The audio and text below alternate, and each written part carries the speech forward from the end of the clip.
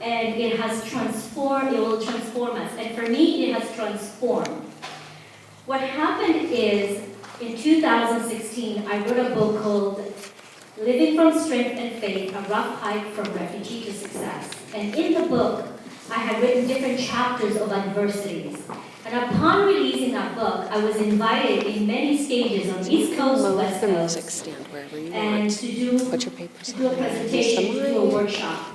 And without hesitation, I said yes to the unknown. I took on the stage and shared different chapters of this book.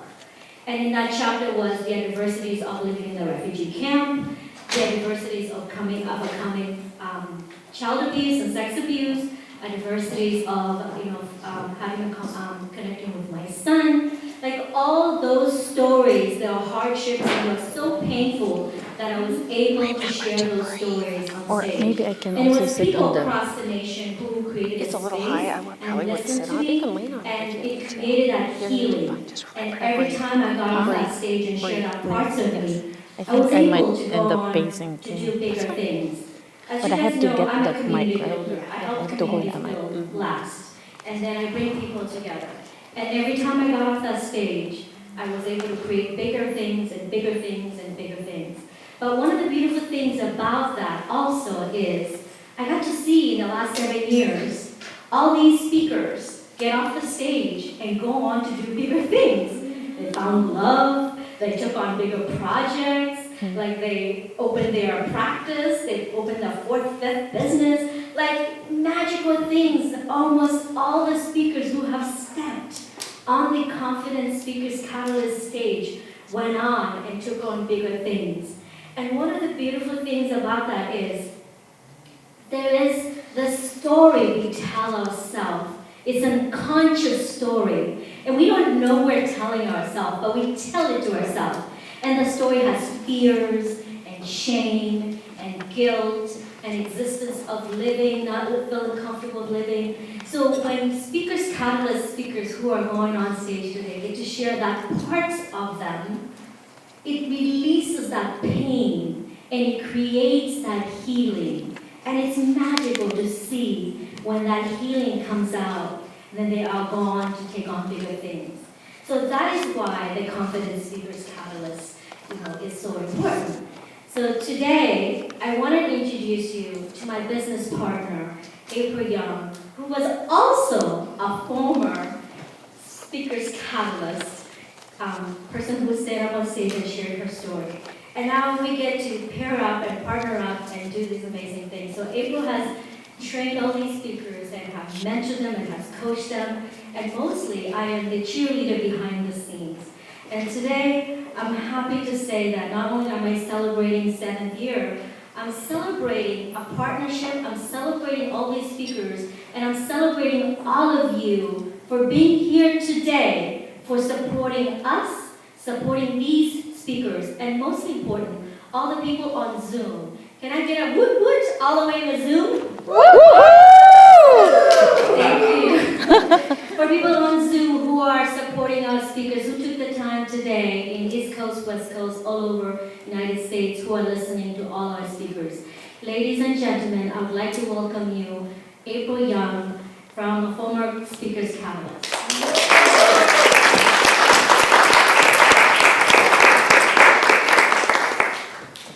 All right, you guys hear me okay? Wow, it's really bright up here, so I can't see any of you. That's actually really awesome. That's a good thing for me. Thank you, Roxana, for that glowing introduction. I am an alum of the Confident Speakers Catalyst, and I'm so excited to pair up and continue producing this event with Roxana so that we can provide a platform for speakers to learn how to craft a speech, how to deliver it, and how to dig deep to tell a story that also leaves an impact. So my name is April Young. I'm a speaking coach, and I do exactly that. I help aspiring speakers to find their story and prepare to take the stage. So a little bit of operational information for tonight. We will have 3 speakers and then a short break, so you can use the restroom, grab a drink, grab a snack, and then we'll have a few words from our sponsor this evening, and then we'll wrap up with our last 2 speakers. and a little bit of networking afterwards. So we invite you to stay after, mix and mingle, get to know the speakers one-on-one and connect with them. I know they would love to, once they're not nervous anymore, they would love to be able to get to know all of you and connect on a deeper level. So it wasn't very long ago that I stood on a stage like this one for the first time as a Confidence Speakers Catalyst speaker. And even though I've spent plenty of time on the stage in my lifetime for various things, I was nervous as well. So I want all the speakers to know that it doesn't matter how many times you've been at a microphone with really bright lights in your face, a stage behind you, and you know there's people out there looking, even though you can't see them, you're still going to get nervous, and it's perfectly natural and normal. We talked a lot about energy through our journey together, and when you take that nervous energy and you turn it into excitement, the room feels that, and I hope you guys are able to do that tonight and feel the energy that you have brought to this event. We grow through our stories. For as long as humans have existed, stories have been used to pass information, to preserve history, for all kinds of reasons. And that's one reason why we bring the Confidence Catalyst to you, is to allow human beings to share their stories of survival and resilience and triumph. And you never know when one person's story is somebody else's survival guide. So when you tell a story, tell it with impact and hope that at least one person can take away what you aim to take away. While you will all see 5 speakers up here tonight that are prepared and ready to tell you their stories, what you don't see is the transformation that each of them has gone through over the last 8 or so weeks. It's been my honor to work with each of them individually and as a group to see their growth, even when they don't see it in themselves. So, without further ado, we will get started. Our first speaker tonight is Joanna Salvin. And Joanna's story is one of reinvention, of self-discovery, and a reminder that it is never ever too late to discover or rediscover who you are. So please help me welcome to the stage, Joanna.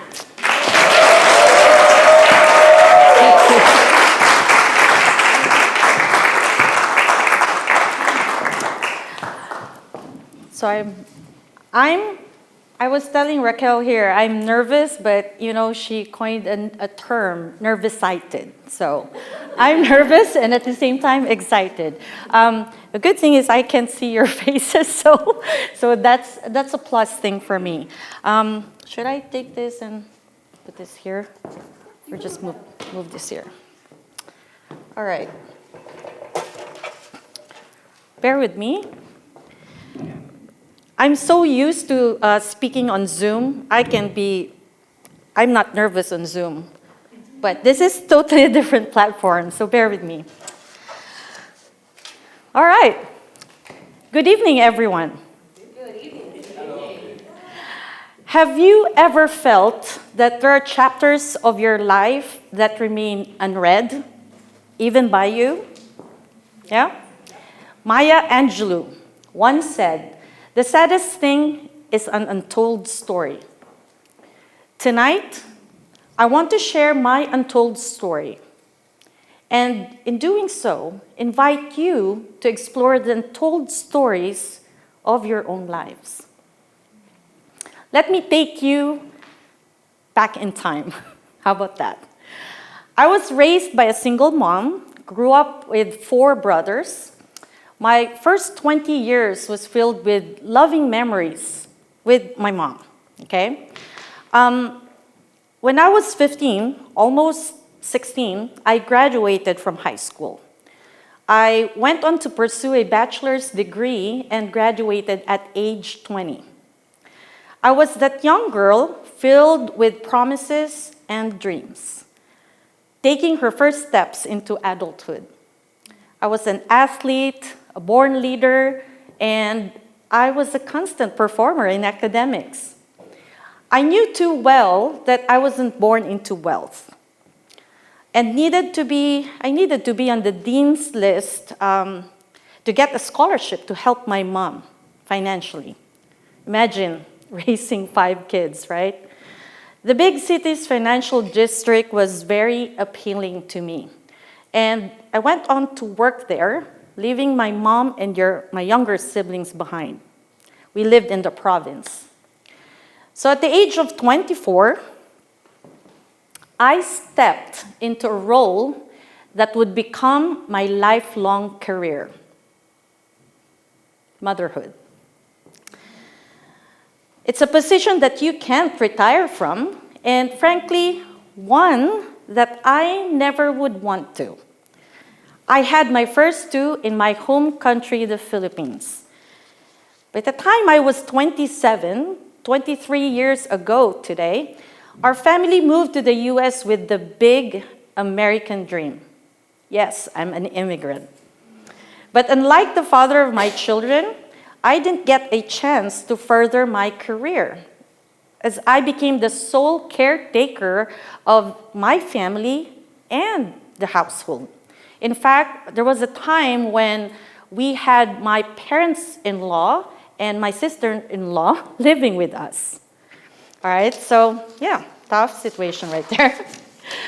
As I turned 30, life threw yet another curveball.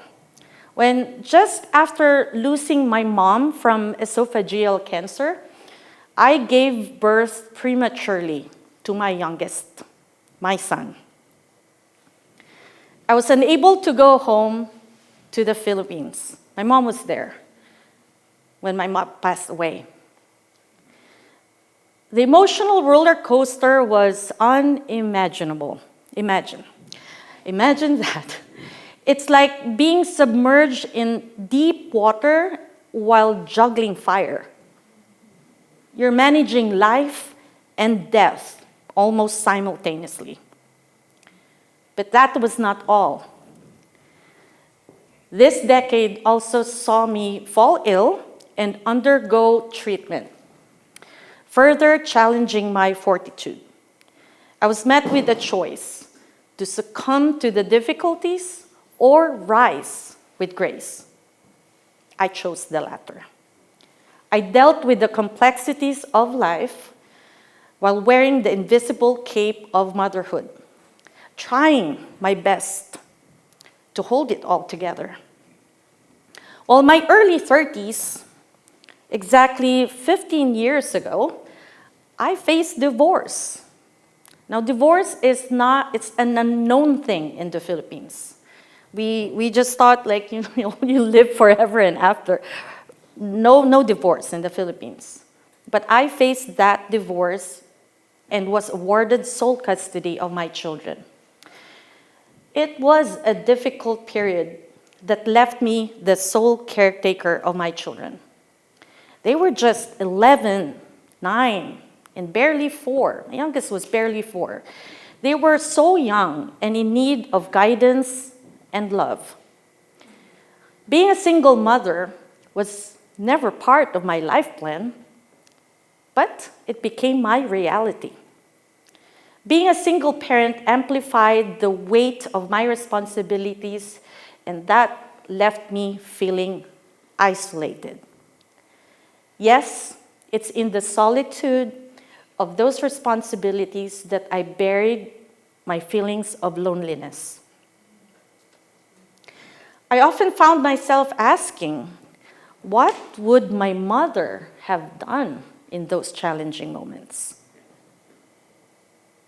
I don't know. This question actually became my beacon, especially after she passed away and she could no longer share with me her wisdom.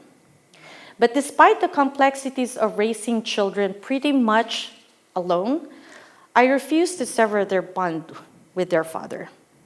I didn't have relatives in Oregon. I pretty much handled things on my own. But my own upbringing lacked a father figure. I grew up without one. And I wasn't about to let my emotional challenges interfere with my children's relationship with their dad. You see, they are genetically half him and half me, right? What right did I have to take away their opportunity to know their other parent? So I put aside my personal grievances for the sake of the children. Because, motherhood, sometimes love means making sacrifice for the well-being of your children. I knew nothing about self-love. I didn't understand that. I thought thinking of me first is selfish. That was then, right? I thought as long as they're happy, as long as they're well and happy, I didn't need anything else. What else do I need? The years that followed were marked by both the joy and tribulation of raising the family while trying to maintain my well-being. The desire to ensure a better future for my kids and just to keep a roof above their heads just saw me juggling for sometimes 3 jobs at once and having to make difficult decisions. I would be wearing a suit, working in downtown Portland, working in the second floor of one office, and then moving to the next other office in the same building. I was lucky it was in the same building, right? And on the weekends, when my kids were with their dad, which was every other weekend, I would be cleaning houses. I did interior painting. I'm good at it. Landscaping, organizing. A lady even hired me just to organize her linen closet. Can you believe that? Yeah, but I got paid for it, right? I did house sitting, dog sitting, childcare, elderly care, and even checking papers at Kumon. Name it, right? At one time, I cleaned a factory that does frames. They make frames. A friend of mine told me, to ask me to help her. So I thought we were just gonna vacuum and empty the trash bins. Needless.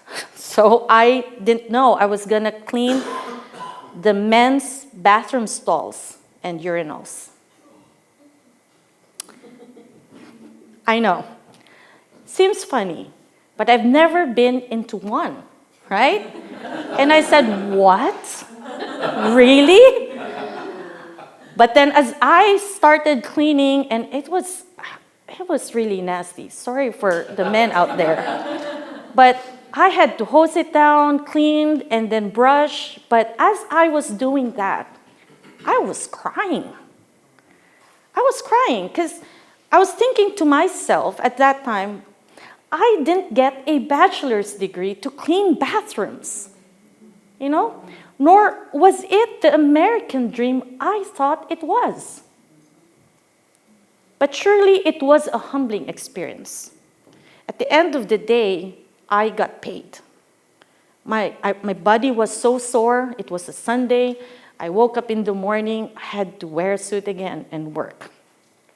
I didn't have time to rest.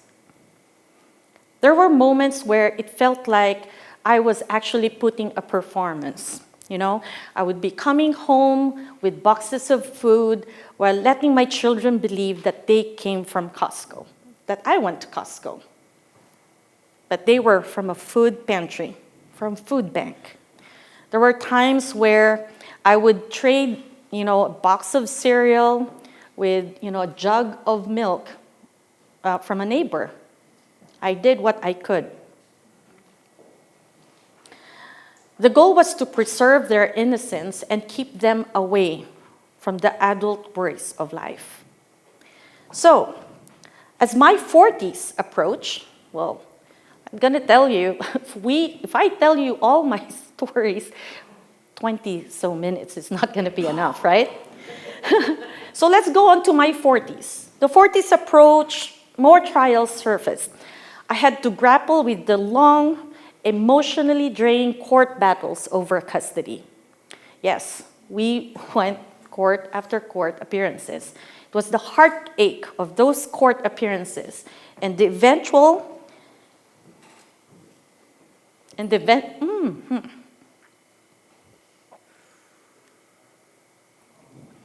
and the eventual alienation from my son.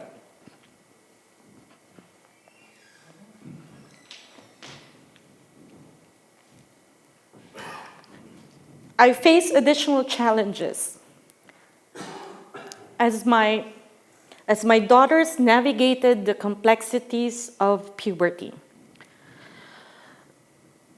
Who here has teenagers? I can see your hands, but I see some here, right?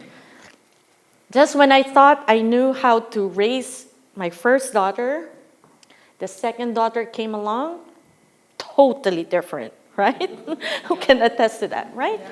And plus they're girls, totally different from a boy. Come on, right? So the girls went through puberty, their high school years, each day bringing new emotional and physical changes for them and new puzzles for me to solve, right? It was as if each year added another layer of complexity, another trial to overcome. Now, I've thought about this. If only there was a bachelor's in momology. How about that, right? Or a playbook for this journey. Nothing of that sort exists, right? Like many of you, my entrance in the world of motherhood came with no instruction manual. I've been blessed with 3 wonderful children, and taking on the responsibility of raising them has been both an honor and a monumental task. So as I focused my time raising my children, I learned to keep a lid on the emotions that accompany single parenthood. I've had to face the untold stories of my life by myself. Didn't have to say or tell anyone about this. This is actually the first time I'm being vulnerable and telling you my story. The things people often do not see or understand about the journey of a single mother was kept. Most people even think, when they see me and look at me, they think I've got it all together. But in the confines of my home, I was crying. I was hurting all the time. Emotions were buried deep, sometimes too deep, to ensure the well-being of my children. That's all I had in my brain. Despite moments of solitude and the emotional toll of carrying the family pretty much alone, I faced each challenge with grace, even if it meant sacrificing personal time and comfort. Their happiness was my happiness. By the time I reached the cusp of my 50s, yes, nearing the 50 mark, I was an empty nester. As life progressed and my children moved to different states for school or for work, the layers of those suppressed emotions began to surface. The reality of an empty nest, of being a woman who had put her own needs and desires on hold for so long, started to set in for me. I didn't know how to be alone. I didn't know how to function without doing the active mom role. It was a poignant moment of reckoning, kind of an unveiling of sorts for me. And so the questions started flooding in. What now? What is my purpose beyond motherhood? What do I want now?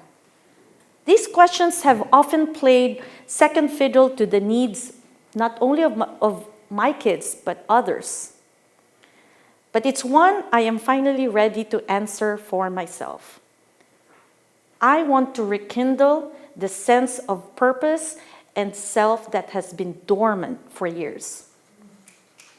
I want to step back onto the stage of life, well, not just as a mother, a caretaker, or a survivor, but as a woman rediscovering her individuality and shaping her destiny.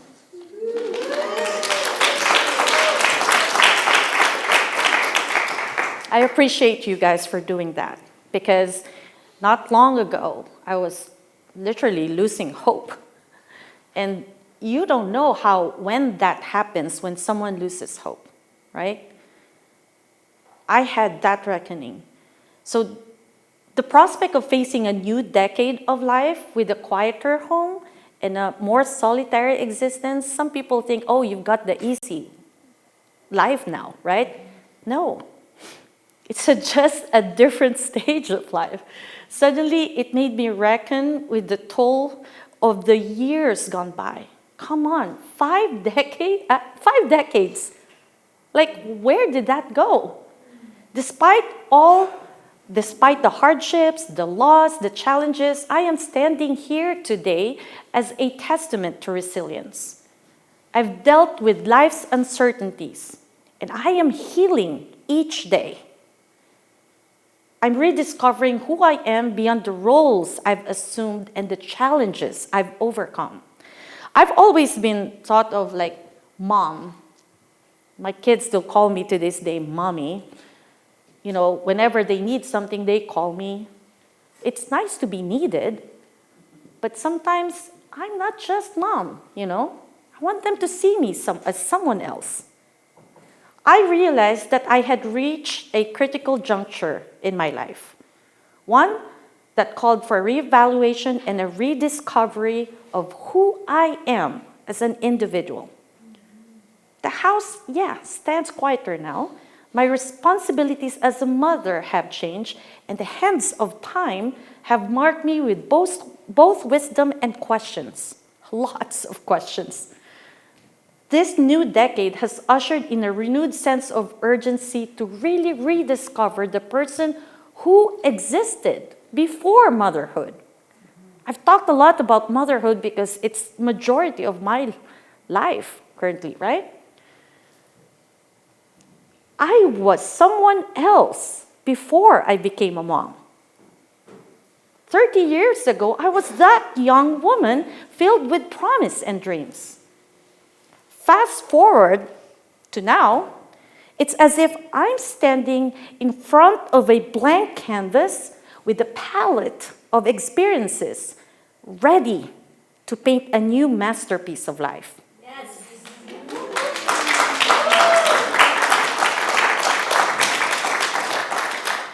But unlike the artistry of my youth, this canvas reflects not just potential, but also decades of experiences and lessons. You know, I've allowed life to happen. I lived day in, day out, same thing, right? Taking each day as it comes and doing what's needed to be done for the sake of my family. From the depths of that loneliness and isolation, I emerged as a pillar of resilience. I want to believe that. At first, I didn't. The emotions that were long buried are now demanding to be addressed and understood. Yet these are not just emotions of sadness or regret, don't get me wrong. These are also of pride for having raised independent, compassionate, and respectful individuals. My now 26-year-old daughter is a thriving registered nurse. My second daughter is 24, and she's in commercial real estate. And my son, who's almost 20, is in college. Some boy moms tell me that he's just going through a phase. You know, we may not be communicating like I have with my daughters, but I'm being patient. It's part of being a mom, right? You know, I'm just looking forward to that time when he comes around and realizes. Because I almost lost him 3 times in his lifetime. When I was pregnant with him, when I gave birth to him, and he has peanut allergy, had an anaphylactic attack. I was dead scared. And not having communication with him sinks deep in my heart. It's like really losing him, right? But I am being patient. So as they embark on their personal, professional lives, I just seem to be building my own career at the same time. Now, facing reality also means acknowledging that my role has evolved. I'm not just a caregiver, but an individual who has her own desires, fears, and aspirations. Yes, I have fears, of course. I have lots of them, actually. The thought of losing memories, some of those is like losing my memory, becoming a stranger to my children, and even being taken for granted just haunts me. But alongside these fears is a new promise to myself as my 50th year unfolded. Last year, 2022, I told myself that I will be brave, bold, and courageous this year as I turned 50. Yes. Yes. And that was kind of like my tag. I have a post-it of it on my bathroom mirror, just to remind me to give that gift to myself. That was my gift for being 50. I've promised myself to take charge of my physical health, my mental health, and emotional health. Boy, all the illnesses that my mom has and the illnesses my dad has, I've inherited. It's sad, but I am taking charge of it. I will soak in new experiences, I told myself, new adventures, even new friends, to continue the path of learning new things and skills that would bring out the best version of myself. I truly feel there's so much more to life for me. It's as if there's a giant inside of me waiting to be unleashed. This year, I've done more things that I could have possibly done in that 50 years. Not only hiking, I was rediscovering, the beauty of the Pacific Northwest. I went snowshoeing for the first time. I even went crabbing for the first time, Even a friend of mine taught me how to debone a fish. That's a new experience, right? I learned a new sport. I played pickleball actively. Did even axe throwing. Come on. Right? And there's more. Not long ago, I was in a fashion show, the African fashion show. I was dead scared. I've never modeled. I grew up with 4 brothers. I don't walk very feminine. But I did that. That was courageous of me. I'm doing this. Very brave and courageous for me. But this is a gift to myself. So as I step into this next chapter, I recognize the need for a purpose that is intrinsically mine. As I come to grips with this new reality and the emotions alongside of this, I recognize that it is not a setback, but an opportunity for growth. Now it's time to heal, to process these emotions and weave them into the fabric of the person I'm becoming in this new chapter of life. The bottled up feelings can be transformed into fuel for my rediscovery, my renewed sense of purpose.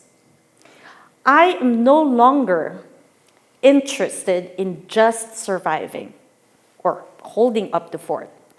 I am focused on living a life that is true to me, one where I am honored, valued, cherished, and respected, both by myself and those around me.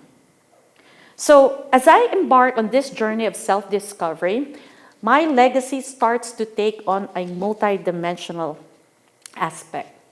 I want my legacy to go beyond the material aspects of life. While gifts and possessions may be forgotten, the love and sacrifices I've made for my family will stand the test of time. I aim for my children and future grandchildren to speak of me as a strong, resilient woman who faced life's complexities with grace and wisdom. I want to be that person my children can look up to and tell stories about, not as a cautionary tale, but as an inspirational one. Figuring out who I am outside of my role as a mother is not just about being a champion for my children, but also about discovering what lights my fire, what makes me passionate, and how I can channel that into something meaningful that will also be a part of the lasting impact when I leave. In a sense, my legacy is still a work in progress. Hell, I am still a work in progress, as you can see. I want to be remembered, though, as someone who lived by her values, someone whose love was the very definition of unconditional, and someone whose resilience served not just a survival mechanism, but as an empowering life lesson for others. It's never too late to change the narrative. It's never too late to pick up the brush and start painting anew. The canvas may be blank, but it's far from empty. It's filled with the underpainting of years lived, of sacrifices made, and lessons learned. Feel, deal, and heal. Thank you.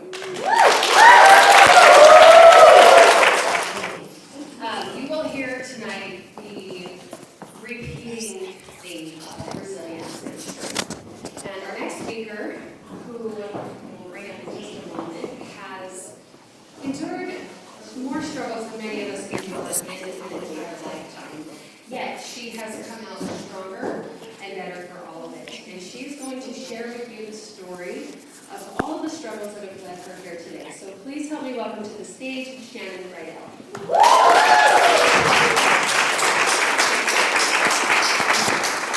Oh, tissue.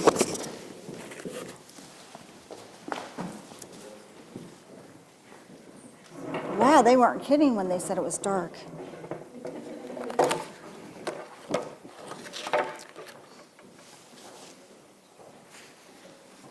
Here, I just want to put this over here. I don't want to hold the mic.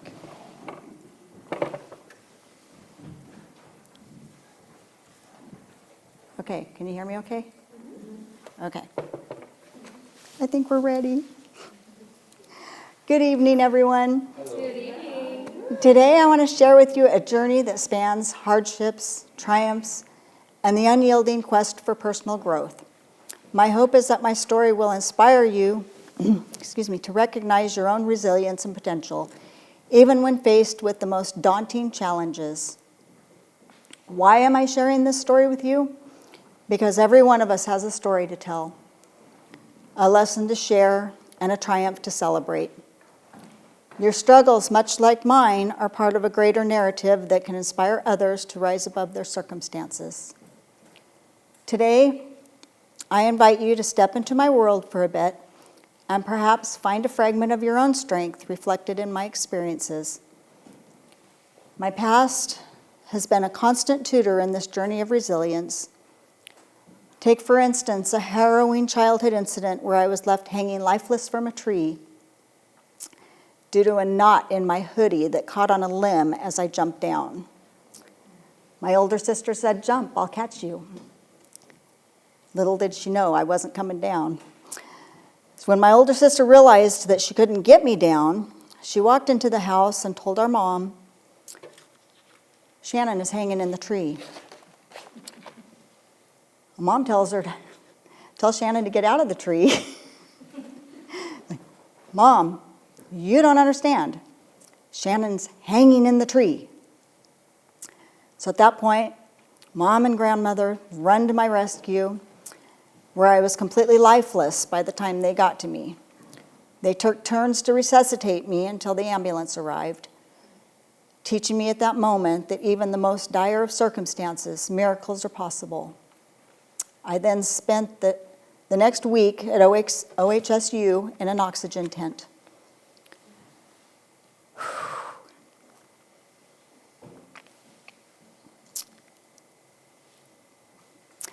Didn't know that one's going to hit me. Looking back, it seems that was the first of my many trials I would face in my life. I married for the first time as a teenager. Let's just say it didn't work out. Tried again at 24, and several years later after that one and failed. Well, I tried again.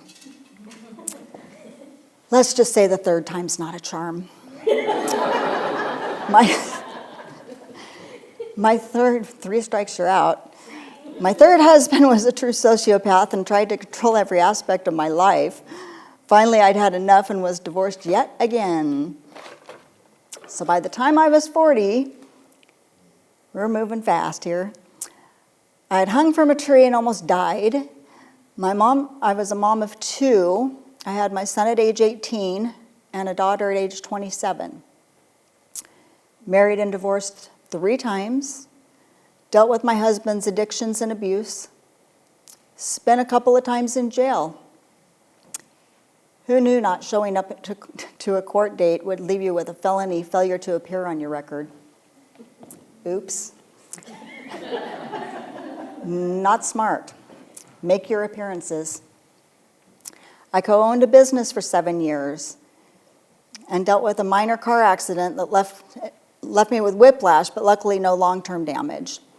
Couldn't say the same for the car, though. I'd wrapped it around a tree, and it totaled out the car. All of these trials and challenges would be nothing in comparison to what was to come. It's as if all of them were preparing for what would occur on January 5th, 2007. The next and greatest challenge came in the form of a near-fatal car accident. I had to be cut out of that car. I was life-flighted to the hospital with a fractured leg, fractured neck, physical trauma to my whole body, and a traumatic brain injury. By all accounts, I should not have survived. The pain that I had to work through was the most excruciating I've ever experienced. And if you've ever had a leg that's broken in half, when they set that leg, it is so painful. The insurance settlement offered was modest, to say the least, a quick fix that would barely sustain me for the short term. Yet this pivotal moment became the cornerstone of my life's transformation. It made me realize that if I were to rebuild my life, I had to be the architect of my own rehabilitation.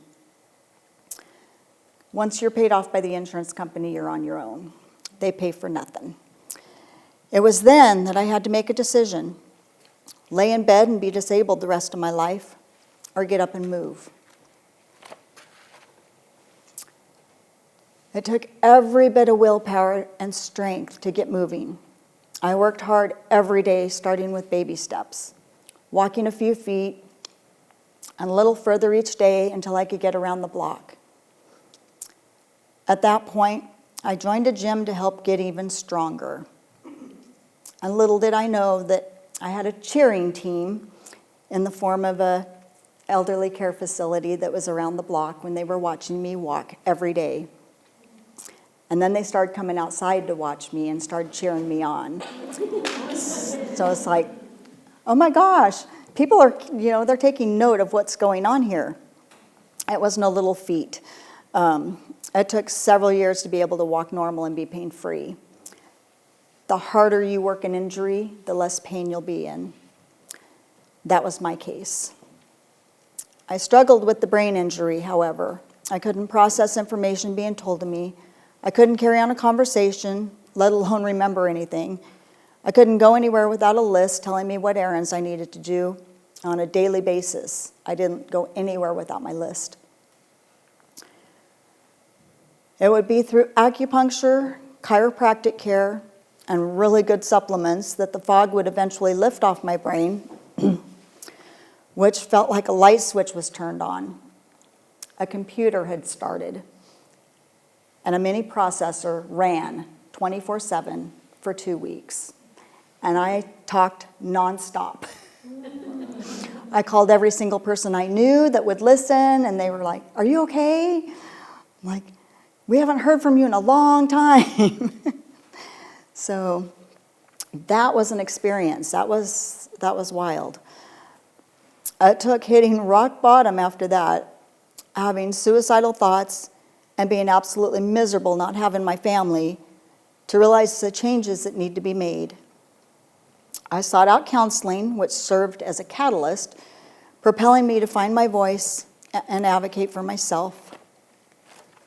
Most importantly, to never give up. It was during these dark times that I learned how to speak up for what I was looking for and to remain steadfast in my belief that I deserved better. And I worked hard for it. Vocational rehab was a key pivot in my story of personal development, along with being introduced to Dress for Success, where I became a member of the professional women's group. I would later there be given a mentor through that program. The act of enrolling in a Microsoft course was a small but meaningful step in reclaiming my sense of self. I didn't just learn software skills. I learned that my cognitive abilities were still intact, and more importantly, that I could set and achieve goals. This revelation drove me to reach higher, culminating in an associate's degree and a certificate in business management, which were far more than just pieces of paper. They were tangible proof of my capacity for learning, adaptation, and progress, and to show me my brain was working and I could retain the information. My journey to find employment was another crucial avenue for growth. Now I have a degree, current work experience, and great references due to participating in the work-study program while attending college. Thought, I'm ready. I'm ready to go. I'm going to get that great job. Now try to find an accounting job with a felony on your record. That was a hurdle. I was rejected by several temp services, but I never gave up. I jumped every hurdle, and I just kept finding more resources until I was finally directed to a temp service that had a felony-friendly list. Never knew that had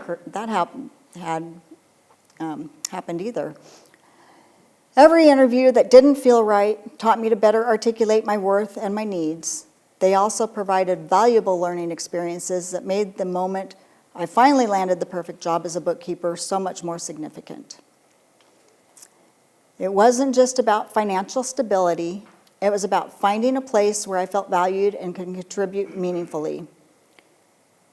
When I was handed that check to buy out the temp service, I realized I had not only found a job, but had reclaimed the narrative of my life. And I've been with this company for 8.5 years. I have a fantastic boss who has been very understanding with all my circumstances that are coming up. And that brings us to December 2022. Just last year, as I prepare for 2023, as I've done many years before, I've done the vision board, I've done the burning bowls, I've done the positive thinking, the affirmations, you name it. I've been to groups. It's going to be my best year ever as we go into the next year. And this year's no different.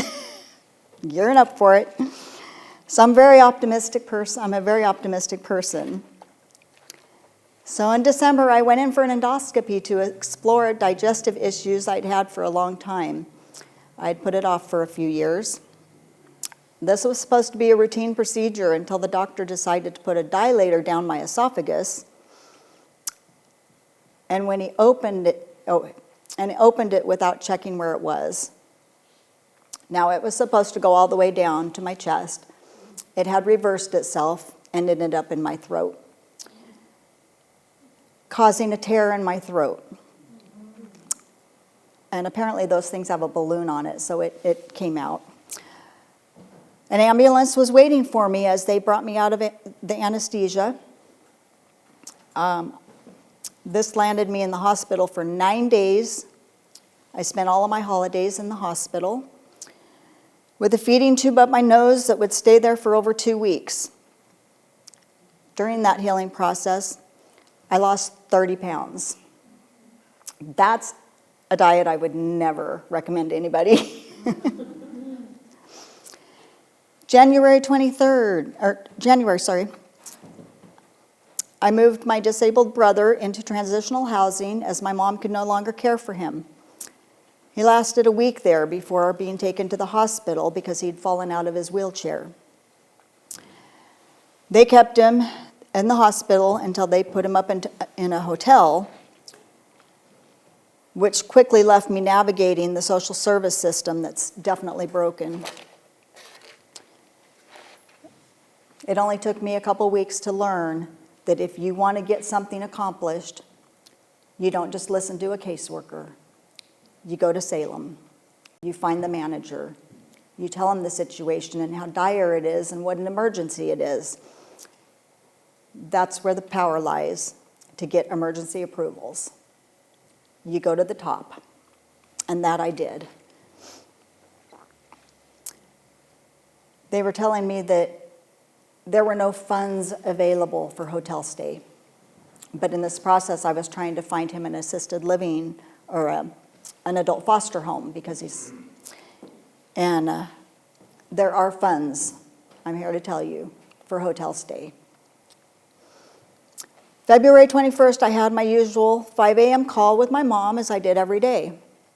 For years, we talked. I talked to my mother every single day. Some of our best conversations happened at 3 a.m. Most of the times it was at 5. We laughed, we shared our itinerary for the day, and our call ended with lots of love and uplifting words.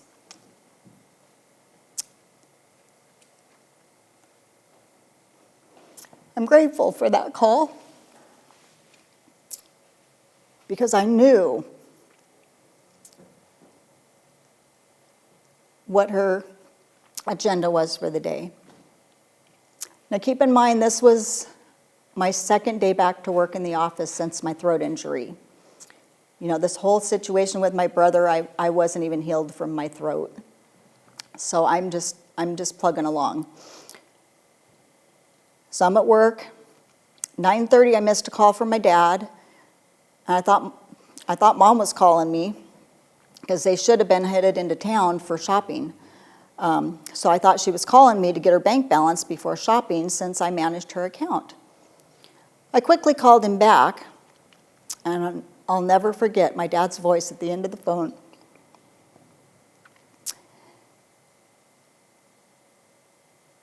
Telling me that my mother was killed in a car accident. This, by far, has been the biggest loss I've ever experienced. My siblings quickly deemed me the executor, which is a job in itself.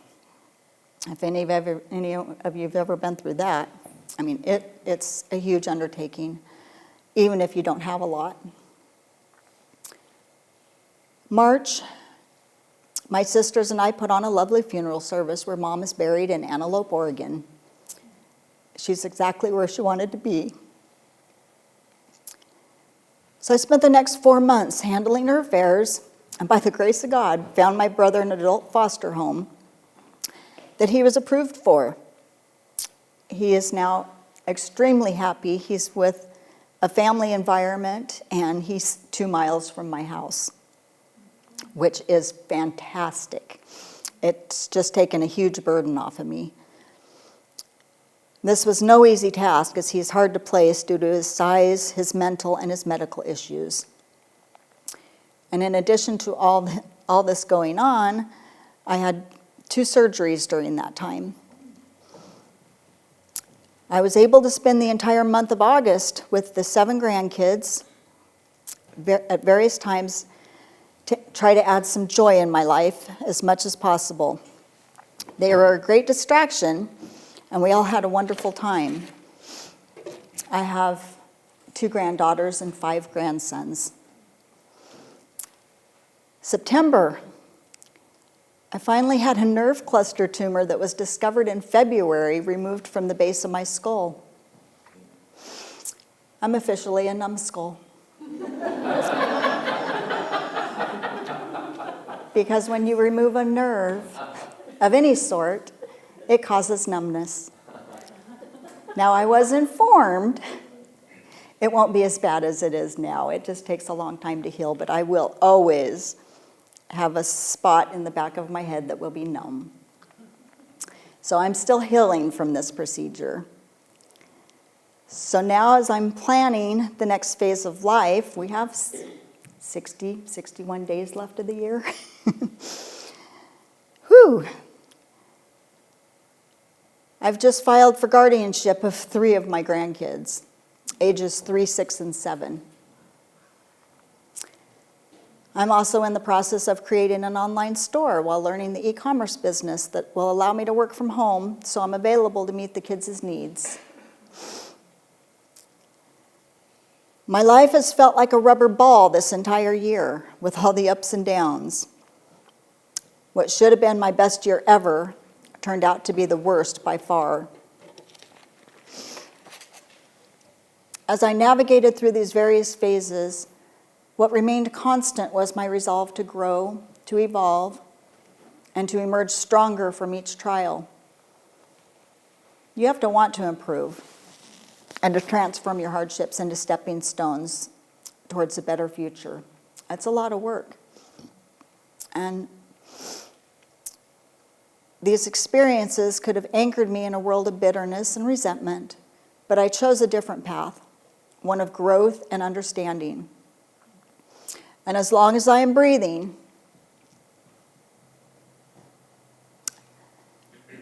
I will love unconditionally. I will forgive quickly. I'll let go of things that don't serve me in a positive way, and I will continue to make cocktails out of all the lemons that are thrown my way. We're having a drink. By sharing these episodes of my life, I want to instill in you the belief that resilience isn't merely the ability to bounce back, but to bounce forward, enriched with newfound wisdom and strength.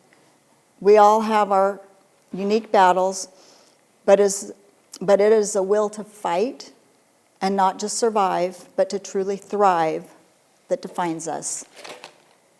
Thank you.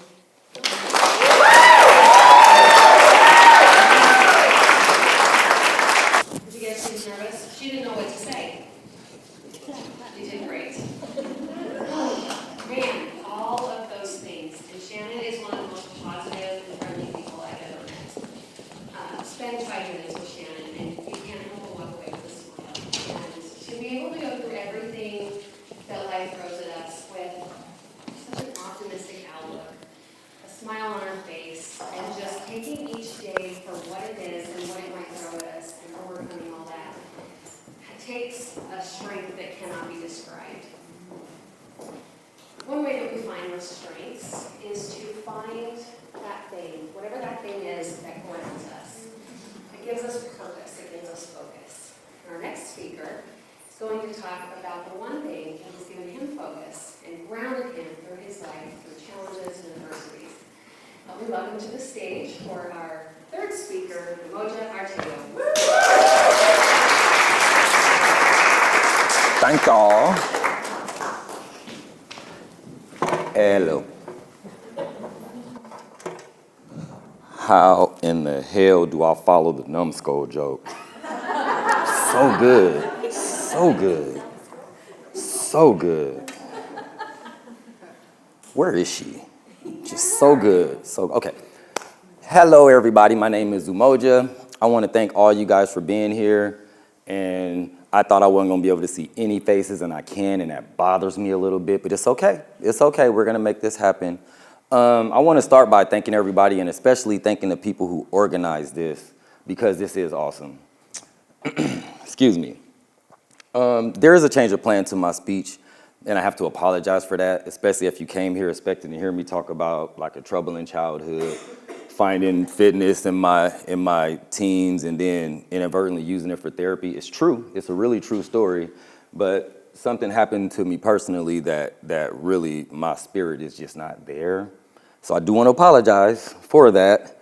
However, I hope that you still get something from what I do have to say.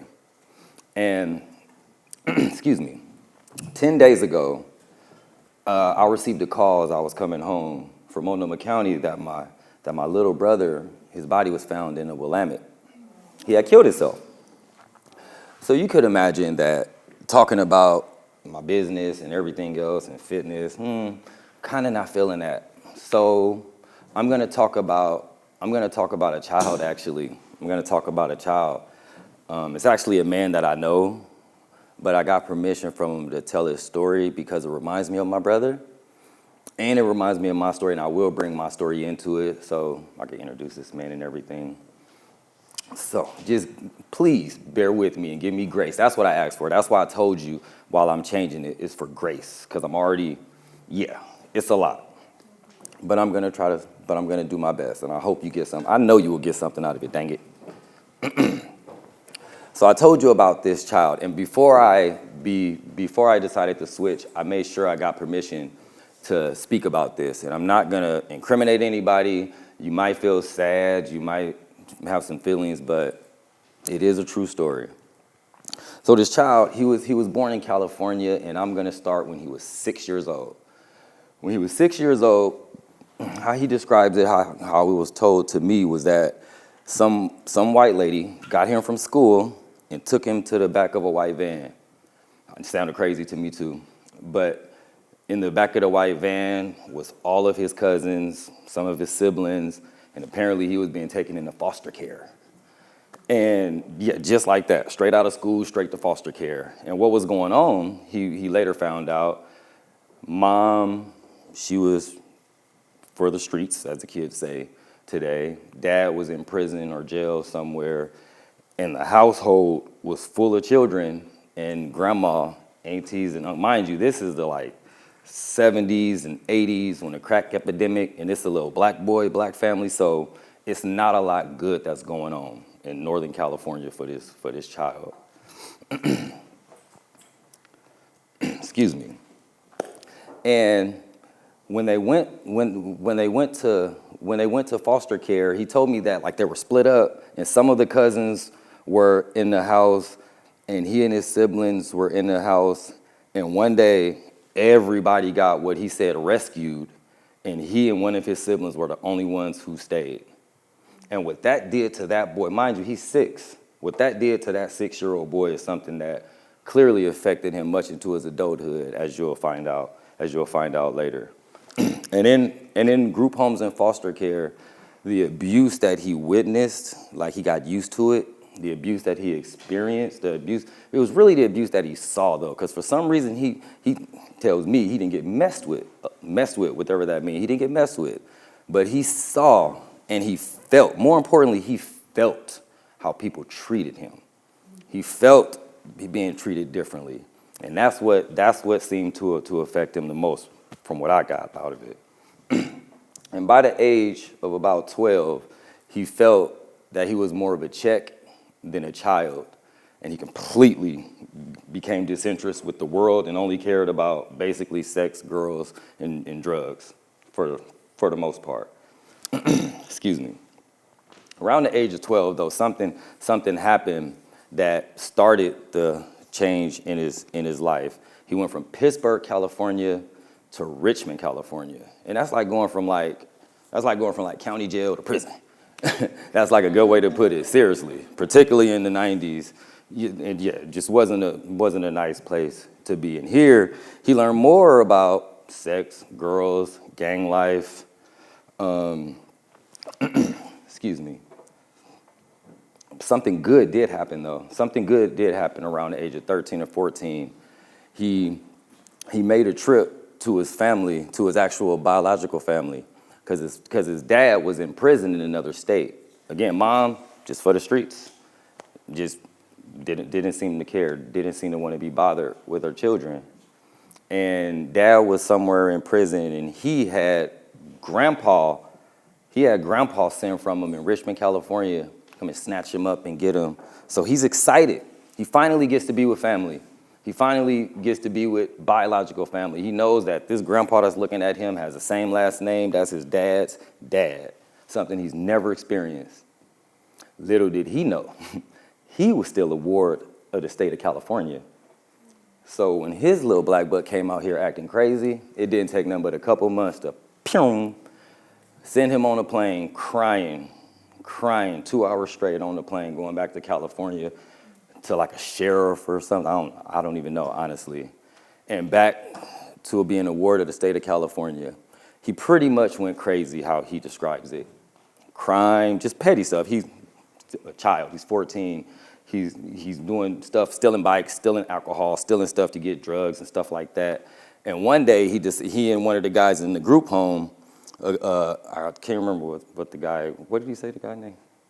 Excuse me, I'm trying to keep people anonymous. So I will skip that. I will skip any names. But one day, he and a guy from the group home, they had ditched school, and they're in Northern California, and they had the good idea of going to Berkeley, California. If you're familiar with Berkeley, California, it's like a little cool little hipster party place, and there's parks where you could just go get a bunch of weed and just hang out. And they had a plot to get some money somehow. And as they're walking around something that you could call like Springwater Trail, saw a lady, the guy takes the purse and tells me the story like he didn't know what was happening, but we know the truth, right? I'm not the police. I don't know why he was telling me like this. But so he goes to jail. This is like his first time in jail. He's 14 or 15. He's in jail. Don't know how many months. Fast forward the jail time, which I don't want to give you any details about the guy jail times. Fights, really just fights and seeing aggressive violence from the kids. Some adults are in there. The police officers, correction officers, sheriffs, whatever they are. Just horrible experience. Mind you, he hasn't had a shot since birth, though. Like, I didn't even tell you what happened to him between 0 and 6. Haven't had a shot yet. So, moving right along, now he gets transferred, while he's in jail, he gets transferred to Southern California because his mother's there. So, once again, he's like, hey, I'm with family. Little did he know, mom is not really interested in being a mom yet. So, he ends up running away to an uncle in Las Vegas. I don't know where he got the idea from. I didn't really ask. But he ran away to Las Vegas to be with his uncle.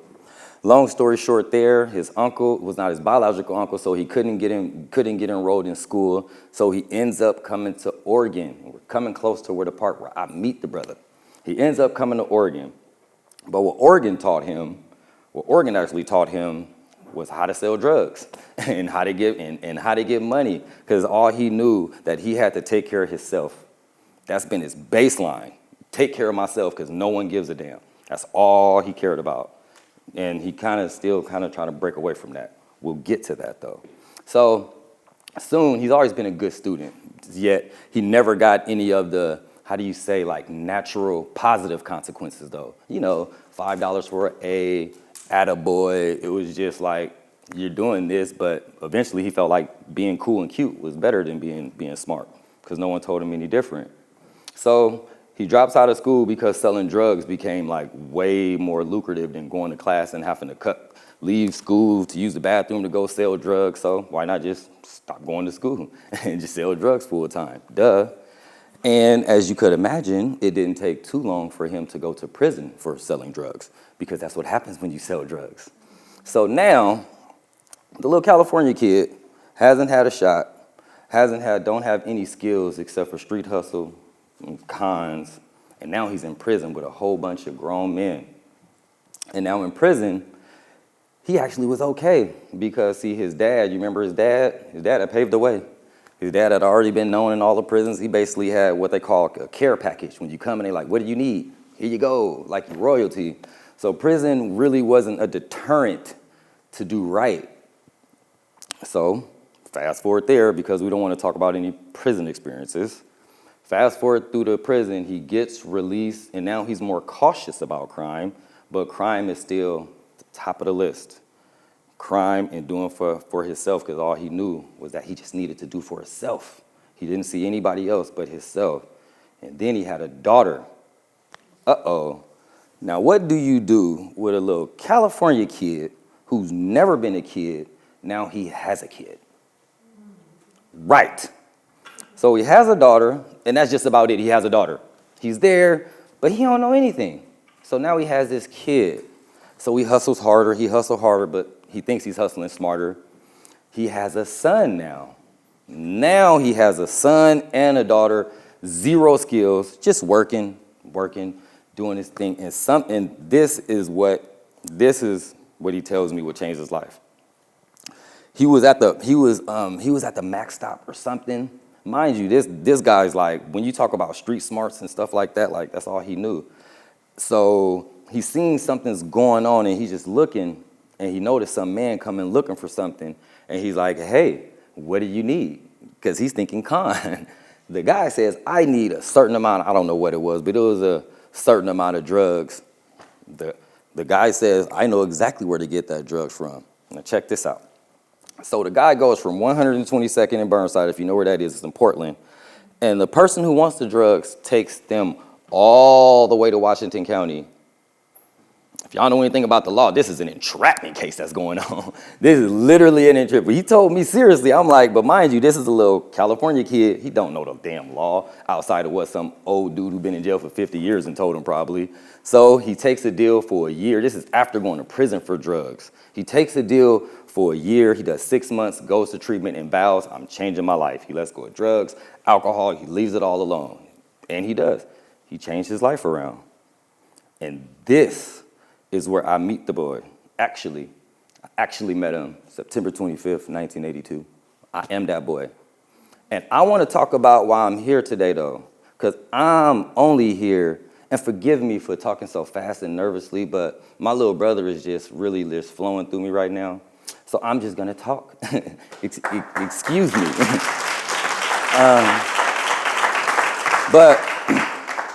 But see, I'm only here, though, because, you know, one, the most important, I believe in myself. First and foremost, way more than I believe in anything, I believe in me. Yes. First and foremost. But more importantly, honestly, it's been other people who believed in me, man. When I went to places and when I was in school and listening to how people talked about the people we're supposed to help, and I'm like, dude, that's me. But I'm listening to these people like, y'all haven't been through shit. What are y'all talking about? And y'all supposed to be helping these people.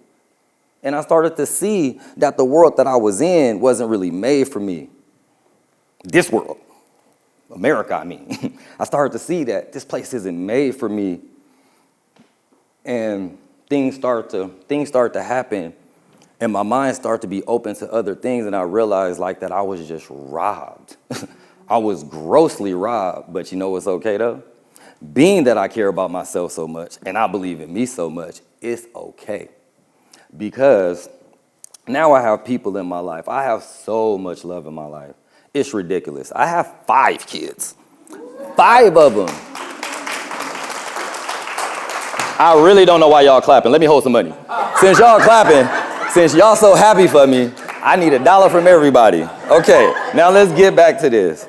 But the thing that's significant about the 5 kids, I've never had my parents. My dad is in my life now. He came and took I went to prison. My dad got out of prison. Literally. He got out and I went in. Never had parents. Yet I'm there with my kids. I don't even think about it because it's like normal. I don't know where it came from, but I'm there with my kids. They love me. I know all of them. Like, they not all, like, one's not in Arizona and one's not, they're like right here, you know? But more than that, though, it's really, what I really want y'all to leave with, if nothing else, is that hold your biases. Now. I know we all good people here. We say that we understand biases and intersectionality and all those liberal art words that makes us feel like smart liberals. However, we do judge people. We do. When I said prison and felony and said that was me, some of y'all judged me, man. For sure. Let's just stop playing. Some of y'all said, oh, no, you will not. I will not do business with him. Oh, I will not, and why? Because somebody else told y'all that. Because somebody wrote a book with statistics that was trumped up about a boy who didn't have nothing. And I'm standing here. I really want y'all to really listen to that. Stop judging people because you don't know.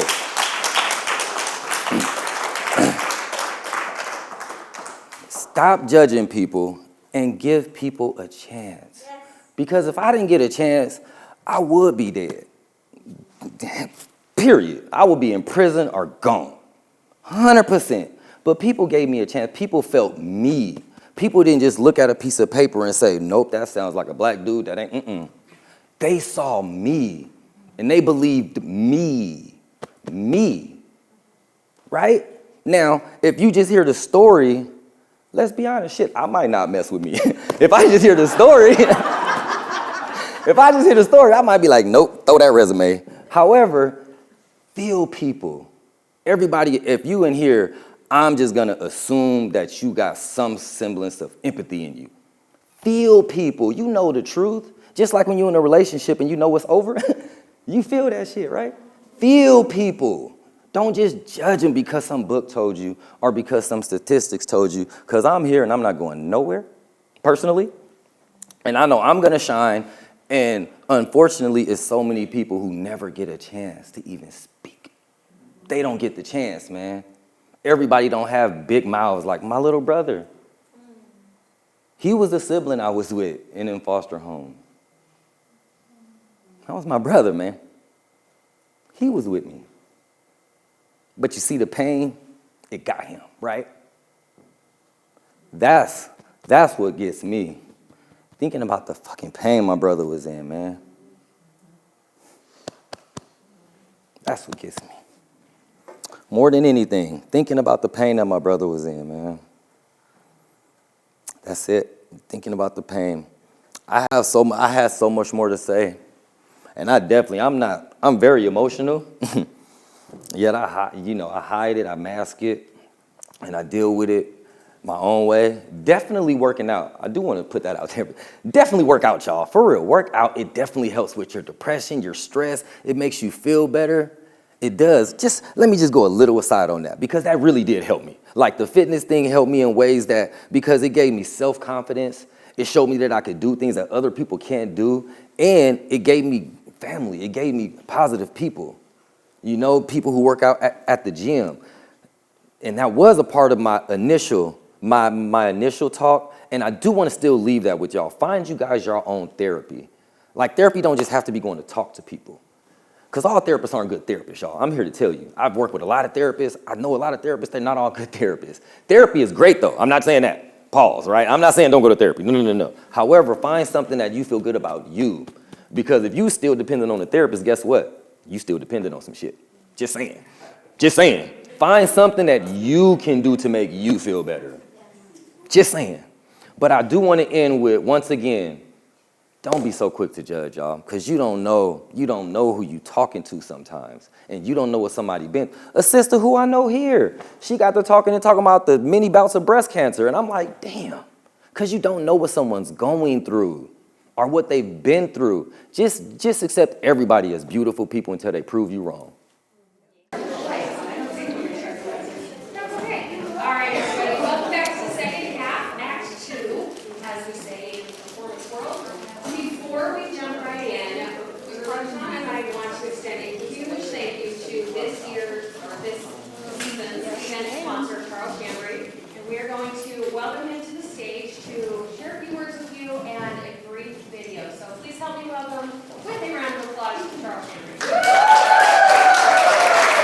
So much. Very cool. Ooh, I think I broke them. Let's see. All right. So excited to be here. How are you today? Good. Very nice. So I want to start off with saying I want to congratulate the speakers today.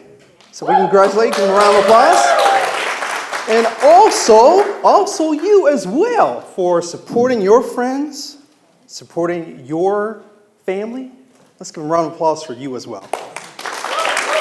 Very nice. I want to introduce to you today a program called How to Write a Book and Get Published. How to write a book and get published. Now, I have written 7 books, about 5 different articles, and I have been helping people get published with their book. I want to make this very interactive with you. I want to come closer here with you to ask you a question. And that question is, why should you write a book? Why should anyone write a book? We're going to see a video first, and then after that, I'm going to ask you that question, why should you write a book? Cue the video.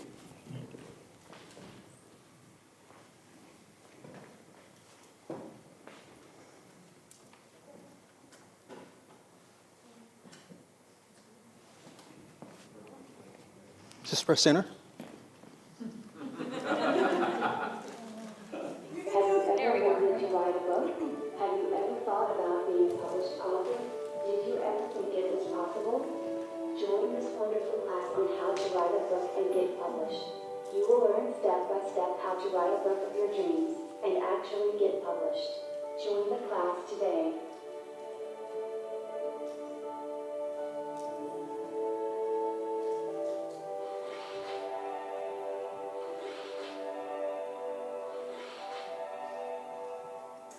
All right, so I want to make this like a game. And if you're good at the game, hopefully you can still see me. Can the video still see me? Okay, great. I want to make this a game, and I'll give a prize out to the person who gets the right answers. What was the question again? Why should you write a book and get published? All right, so why should someone write a book and get published? Just one word answer or a few words? All right, you got an answer right here. Just blurt it out. Go ahead. Legacy. I like that. That's great. Legacy. Share stories. That's awesome. I like that a lot. Establish authority. I heard some. What was that? To educate. I like that. That's nice. To inspire. To inspire. Woo! I love that a lot. To empower. I heard it back here. What? What'd you say? Tell the truth. And we heard a lot of that today, right? Yeah. Anything else? Make an impact. To make an impact. I like that, impact. Make some money. That's the right answer. That is the right answer. And I'll give you a prize later on. Everyone had the right answer, to be honest. But that's the one I was looking for. It is my belief. Whose belief? My belief that everyone should write. And so that's what this program is all about. So there is some documentation back in the back, a flyer. I also have some flyers here. With this program, we'll help you write a book. We'll help you advertise your manual. We'll put it on TV and radio. We will also give a party for you so that you can do a book signing. We will edit it. We'll do a lot of different things to promote your book. We'll also do a commercial as well. Again, write a book to inspire. Write a book to empower, to educate. Write a book to influence. Write a book to make some money. Yeah! And that is it. I'll give it back to our host.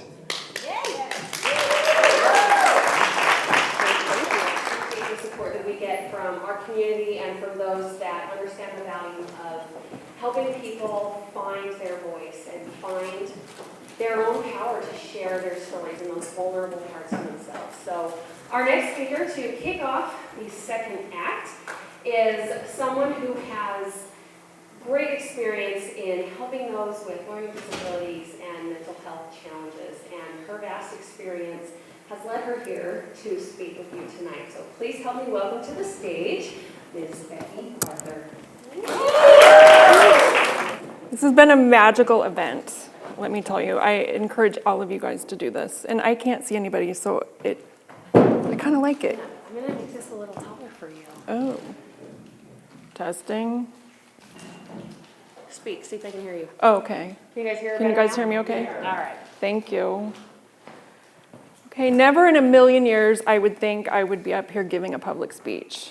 Living through the last decade, navigating a pandemic, and now having heart issues brought on by COVID, it's just been a mess. I mean, I feel like I'm living a sequel to Alice in Wonderland on crack.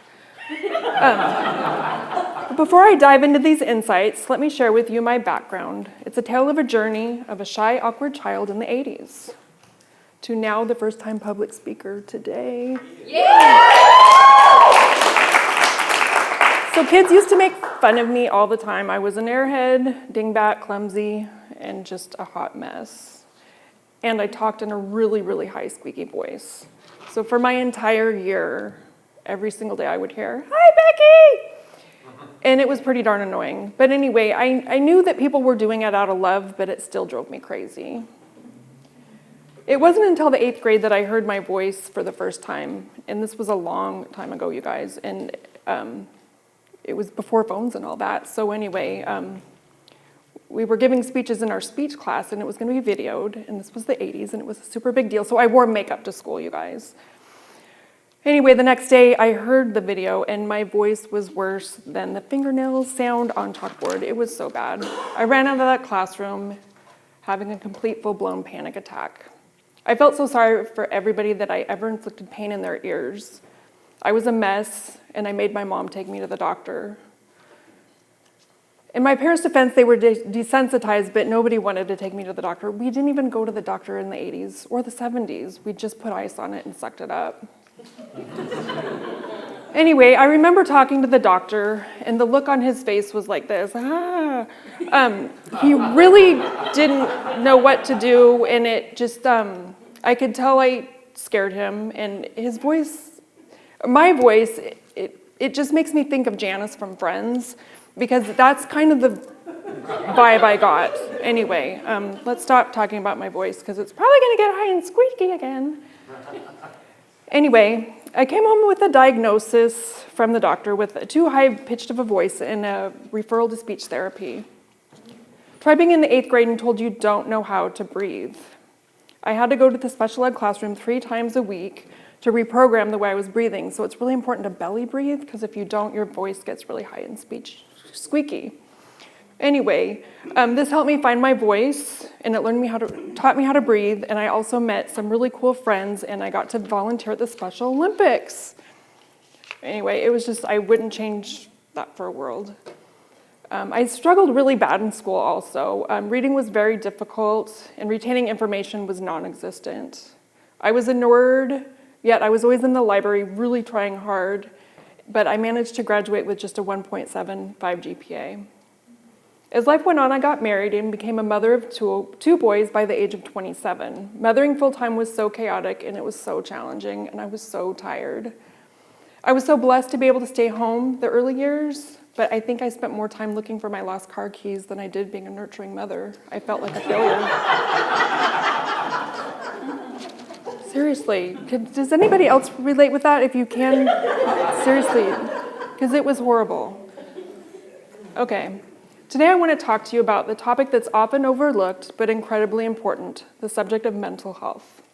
I want to emphasize the value of taking a proactive approach to safeguarding your own emotional well-being.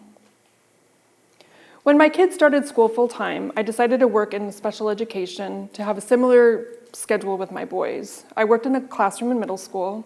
It was a class full of boys with really crazy behaviors. And it's middle school, so middle school in general is crazy. We did a lot of learning. There was a lot of wild antics, and it was really, really stinky. Really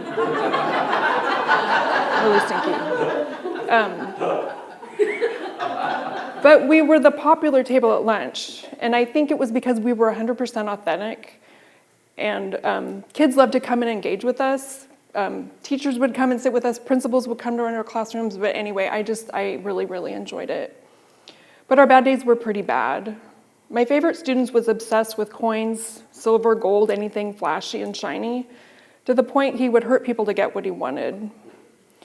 So that was kind of scary, but he ended up attacking a police officer to steal her shiny badge. And this was after he graduated. Thankfully, it wasn't on my watch, because I just don't know if I could handle that. We taught our students by using social stories and breaking down tasks into small bite-sized pieces. This helped them getting from overstimulating and having meltdowns and shutdowns. And some meltdowns were like throwing staplers across the room, flipping up desks. I mean, it could be pretty crazy. But our classrooms ran pretty efficiently, and it was just awesome. Our students knew what the rules were. We had no lack of communication. They were held accountable for their bad behaviors. And we just needed structure and boundaries in the classroom, and then everybody excelled.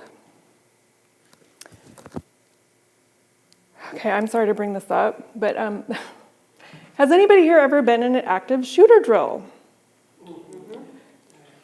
I can't see. Got a wave. Okay, April, woo! Well, let me tell you, they're pretty scary, and they take a lot of work and effort, and they're done in the schools quite frequently. So that is one thing about the schools, is that they do take these things seriously.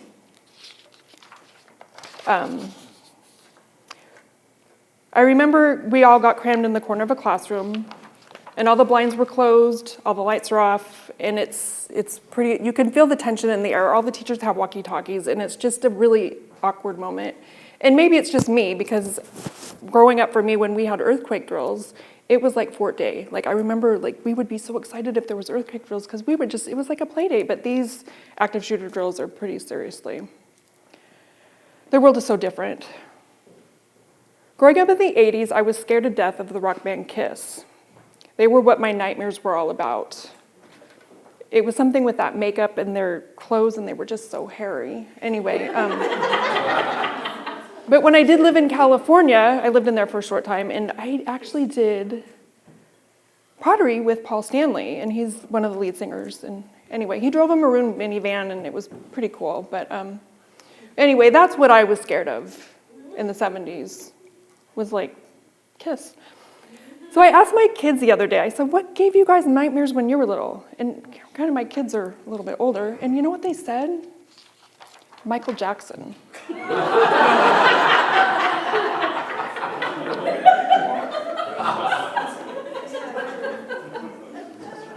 Okay.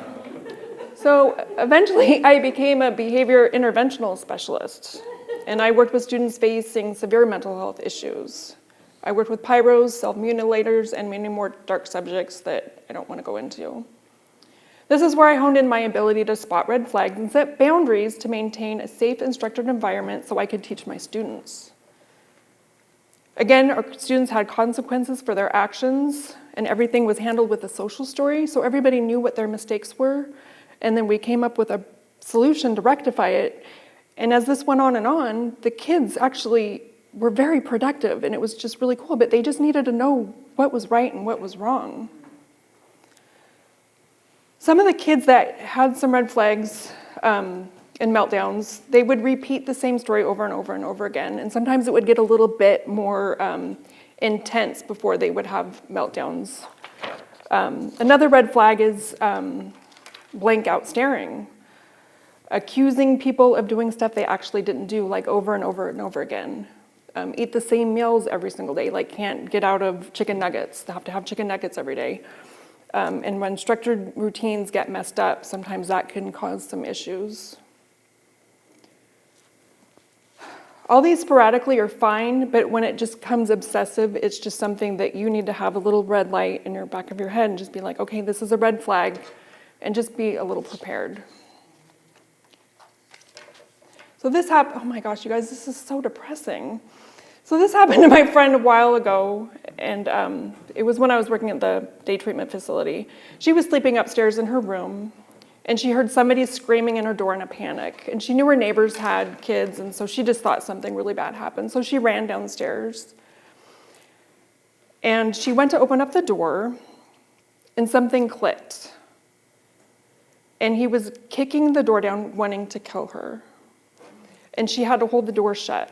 And it was just, when she tells me this story, it just freaks me out. But anyway, I asked her the other day, I'm like, what made you stop? And she's like, she had a flashback of all the times her neighbor was accusing her of taking packages off his porch.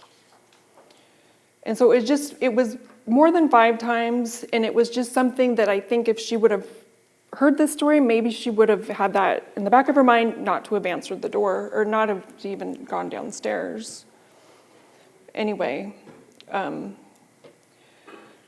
but when she tells me that story, her neighbor could have been one of my students. He was actually having really bad visions, and he wanted to kill her that night. So I'm still working at the day treatment facility, and I ended up getting hurt on the job the same week my husband and I filed for divorce after 20 years. I had no clue as to what I was going to do, where I was going, and I didn't have the skills to even make a job resume.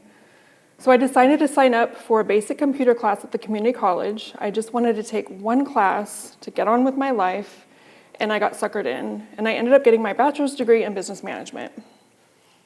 This time I had ADHD medication, and boy, what a difference that made. I made the dean's list, honor roll, Phi Beta Kappa, like in a sorority, anything that I could get with my GPA, I paid for it just so I could have those credits, just because it was such an awesome experience.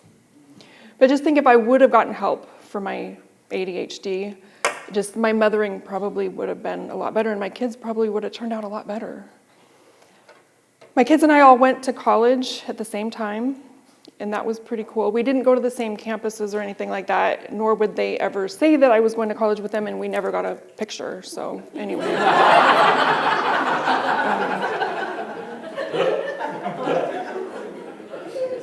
So I spent 4.5 years in college. I remember the first year, the students that I went to college with, they were awesome. We would have lunch parties, we would study together, we would help each other with homework, and the kids would confide in me, and it made me really happy because I knew that they liked me and that they didn't mind having a senior citizen sitting next to them in the classroom. So the one thing that I did notice, and it's just that the kids that were fun were born in like the 1997. The kids that were born between 99 and 2000, they had been losing, it just wasn't as much fun. There was a lot less eye contact, lots less of conversation, and it just was extremely uncomfortable. And so anyway, it's just, I could tell that social media was taking over and people were just in their phones. And so that's one of the reasons why I wanted to give this public speech, is that I think that there needs to be more interaction. So anyway, that's why I'm here today. But these students could own their presentations. So when the pandemic hit, I was screwed because technology is not my thing. And so anyway, but these kids were so awesome. They could take what I made for content and they can turn it into these amazing PowerPoints. And so that was one thing that at least our kids have that. I still wonder what they're doing now after the pandemic, and I wish I could give them a big hug because school was so much fun. So with my college degree, I finally landed the perfect job. It was my first job out of college, and I job shared. And it was fine at first. And then I noticed that my coworker was bragging about his PTSD a little too much. He was a paramedic, and he was in the Rodney King riots. He didn't sleep a lot, and he had severe PTSD. He would cry a lot. If he didn't have his orange Gatorade, he would cry. He threw pens. He ate the same meal over and over again. He would hollow out a zucchini and put in a cheese stick and then wrap it up in bacon. And he had this every single night. Like, he couldn't falter. And so it was just, I kind of started seeing some red flags. Kind of reminded me of one of my students. I actually told my friend that he reminded me of the Unabomber. So luckily I got sick with COVID, ended up not being able to work any longer. A few months after I was gone, he came into work wanting to make a bomb. He was asking other coworkers for supplies. Yeah.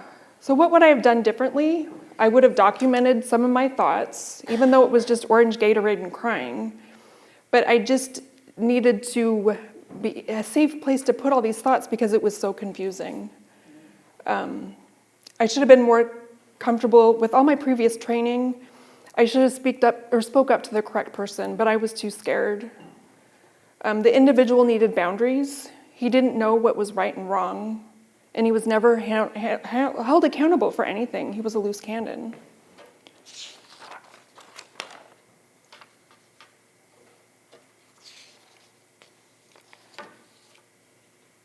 My coworker in front of the bosses and managers was really calm, cool, and collective, especially online. He didn't falter.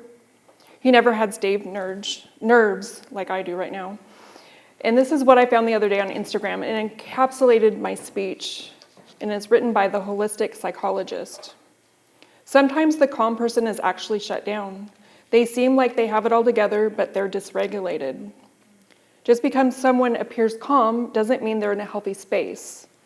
A telltale sign is they avoid any difficult conversations. They seem numb or space out or not all there. They prefer to deny that there are any issues, sometimes labels others as too sensitive and uptight. Has anybody had those accusations before?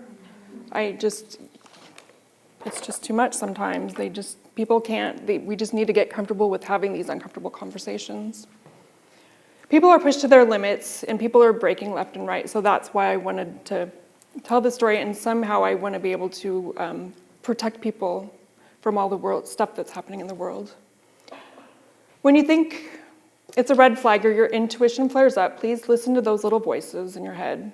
Better yet, write them down so that you have them in your mental toolbox.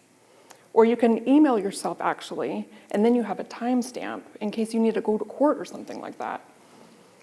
So anyway, maybe if my friend whose neighbor tried to kick down her door had listened to this speech, things would be a little bit differently. And instead of her, I'm glad she wasn't physically hurt, but this man stole her essence. I'm sorry my story is so negative, but people are at their breaking points right now. We just need to do what's best to protect ourselves, listen to our intuition, remember to make note of when there's too many red flags, and just trust in yourself and love everybody. So thank you guys so much for listening.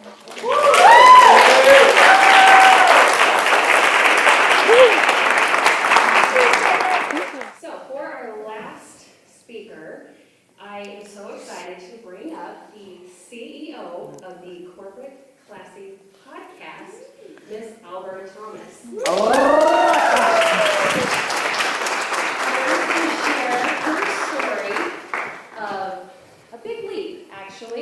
And giving herself permission to pivot, and I know you all love it. Yes. Thank you. Thank you, April. Oh, you really can't see anyone up here. You really can't. Thank you all for, especially Becky. I don't think Becky knows how funny she is. Yeah. But she did just stated that she wants to be a comedian, so I think you should do it. But I am super, super honored to be up here just to share my own personal journey, my story. It is a little different than normal, I would say. And when April and I talked, she literally changed my mind and my perspective of how I was gonna attack this speech. And when she talked about permission to pivot, that actually came from her. And I appreciate it because it's every hashtag on social media that I use. And just thanks for the mentorship and the development. But I can start by saying I am from South Carolina. So I'm from this very small town called Hemingway, where the population of people is about 500 people.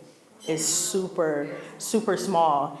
And I was born and raised with my family, my mom, my siblings. I had an amazing upbringing. But when I take time and to just think about some of the qualities that I have engraved within myself, it comes from my upbringing. Because when you're living in a small town, village is what we like to call it, you rely on nothing but families of each other that's probably just like a next door neighbor to keep your kid. Like, it really takes a village to raise someone. And so when I think about some qualities, I think about my mother and my sister and how strong and how brave my mother raised 4 kids as a single mother, and me not see her sweat, not one time. And she worked many hours. When I think about my sister, I think about someone who had to she helped my mom raise me. I'm 32, she's 47, I think. If not, oops, sorry, sis. But she raised me and helped my mom raise me, and that's why I am who I am today. When I think about my siblings, I have two brothers. Oh my God, they adore me. They will protect me. They will fight for me, and they love me. They love their sisters. And when I think about my father, I think about how brave and how bold he is, and some of the decisions that he made. Again, not good decisions, but he made sure he was happy by all means necessary. And that's the goodness, even though he left my mom to raise 4 kids by herself. So my upbringing is different, right? Going to school, I didn't have all the resources that someone else would have. So we had to make ends meet with what we did have. And I did went off to college, right? I can remember my family telling me, hey, Sierra, that's my middle name, you need to be in the medical field, right? You're gonna always have a job, go there, secure your paycheck. I'm like, okay, I'm gonna go. So I did that for 3 years. And I can remember sitting in class one day with my best friend. She would always ask, Sierra, you always late. I was like, yeah, no, I really don't want to be here, but I'm here. And I can remember one day sitting in class, and I'm like, why am I sitting in class? Why am I going to school to be a nurse? This is not what I want to do. The work wasn't complicated at all. It was actually fairly easy for me. But I know for sure I didn't want to work in the hospital or be a nurse. I commend all the nurses, but that's not for me. So that day, I literally quit college after being there for 3 years. 3, yeah, I know. That's what my mom did too. She was disappointed. She was very disappointed. My family was, right? And they didn't know for a year. One person knew for that whole entire time that I was making a change. That's not what I was gonna do. And it was my best friend, and she held that secret until I released it. And I can remember me telling my parents, they're like, see, when you gonna graduate? Like, you've been going to school for a long time. I'm like, yeah, about that, I quit a year ago. And so, yeah, that's what they said too. What are you gonna do? I'm like, I don't know, sell phones for the rest of my life, because I am in retail. I resigned in retail, and at the moment I was selling phones. I'm like, I don't know what my life is gonna be at 23. I don't know. All I know is right now I'm selling phones. They're like, okay, do whatever you wanna do. I hope you can pay your bills. Well, yeah, we'll see. So I can remember being regular sales rep in your store. That first year, I made $50,000 selling phones as a 23-year-old. 23-year-old. And again, I didn't know anything about filing taxes. So I'm like, Mom, can you file my taxes? She's like, sure. How much money you made? She's like, you made a little bit more money than me. I'm like, yeah. So another couple of years passed by, 2 more years. I'm like, you know what? Maybe I can make this a career, right?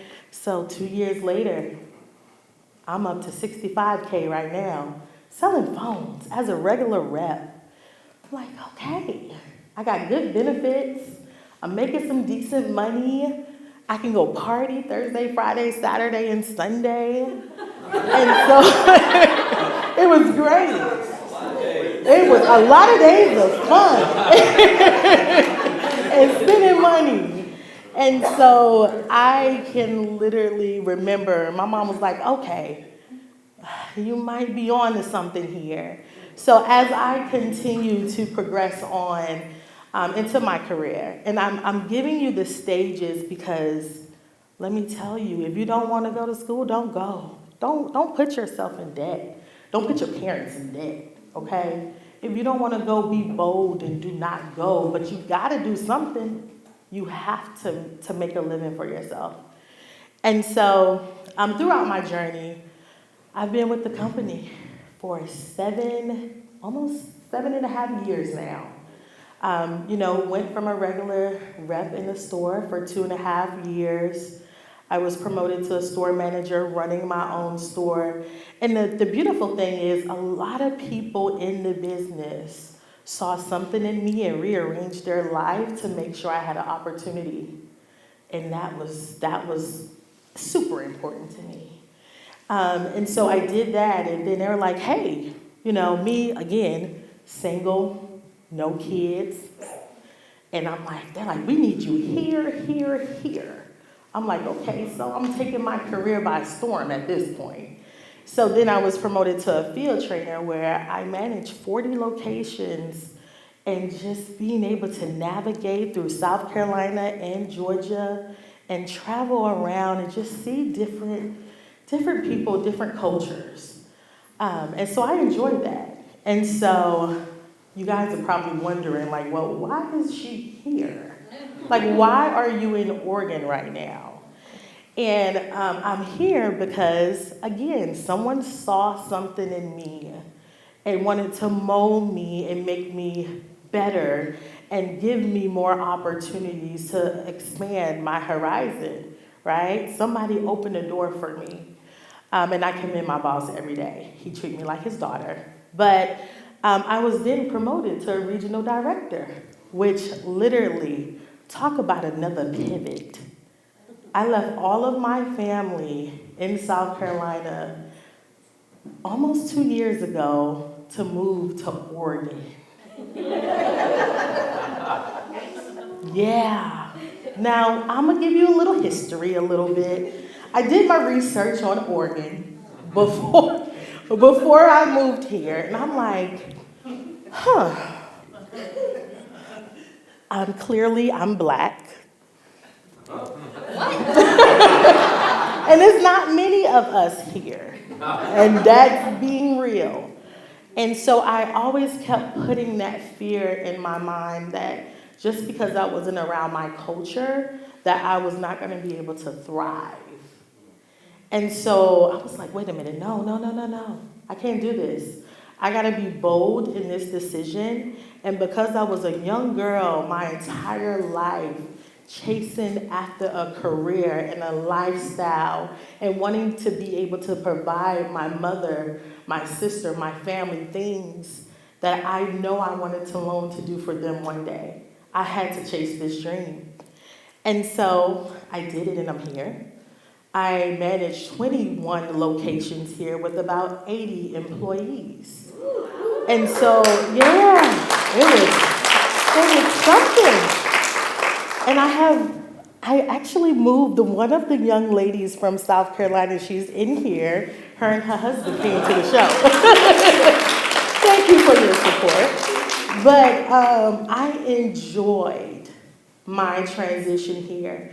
That day when I actually met my boss in Georgia, when he told me I had the job, that day I made another permission to pivot in my life.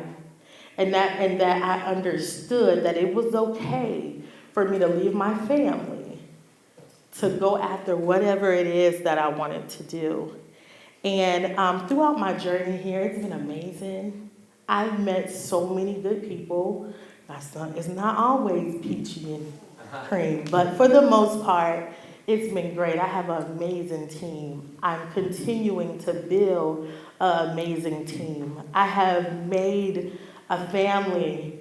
You guys heard Moja, he is my man. He is here, he found me.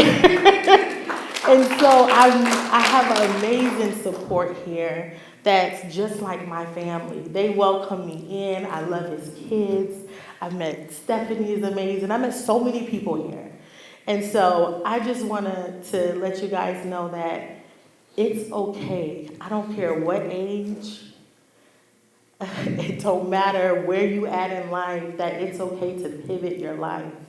And it's okay to make some tough decisions that's gonna make other people uncomfortable, but as long as you see your vision, that's all that matters. And then that's also making sure you're safe in the midst of doing all of that. And so I know my mom is listening. She's online somewhere. And I just appreciate her for paving the way for me to understand what hard work really looks like, and that even though it's tough, she never showcased it. My sister, who took me in and made sure I had nothing but the best, because my brothers wanted to, be partying in the streets, and she knew I couldn't stay at home with them. So she took me in. I have an amazing support system. And if you know of people who don't have support, it's important that you support them in any way that you can. But that's my story. I don't know if that was 20 minutes. Felt very long, but that's my story. Thank you for having me.